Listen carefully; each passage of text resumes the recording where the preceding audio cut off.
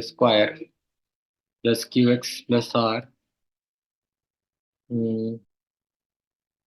ax square plus bx plus c, and then it could be even x minus a, for example. Not x minus a, no, x minus t, something like that. So what we are looking at here is, again, the type is, this is quadratic which cannot be factorized any further, is what is the idea here. The denominator has got a quadratic which cannot be factorized any further. If it can be factorized, then it could be written as a two linear functions factor. Okay, here the idea is this cannot be factorized further. Then if you want to put it in a what we call as a partial fraction, what you need to do is that you have to write it like this: ax plus b upon ax square plus bx plus c.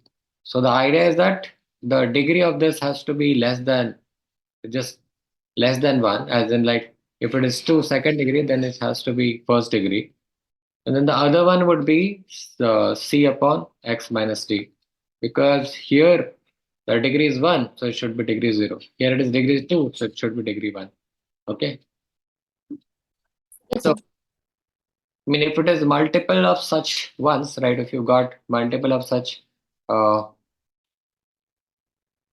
functions over here in the denominator, for example, if it is like, there could be anything there, as in it should be something like, let's keep it as same, px square plus qx plus r, if it is there.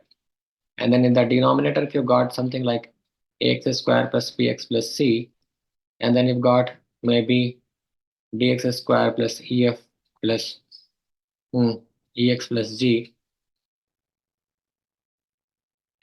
So if you got two of such functions, then what you'll do, you'll do the same thing. You'll make this as ax plus b upon ax square plus bx plus c, while the next one will be cx plus t upon dx square plus ex plus g. So the idea is always reduce the degree by 1 to the numerator. So if it is second degree, then you got to have a first degree linear function in the numerator. So only exception to the rule was that, which when we had something like, say, px plus q, and then we had something of this nature like x minus a whole square into x minus b.